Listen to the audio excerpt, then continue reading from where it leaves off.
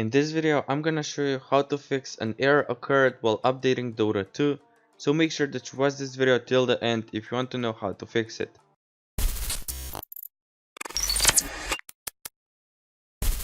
Before we start, I just want to say subscribe to my channel and like this video if it helps, and let's start. So this will be a quick tutorial, and basically all you want to do is just open up Steam,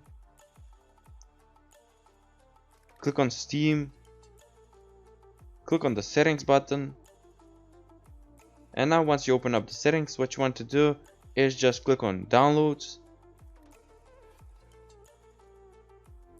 choose your download region.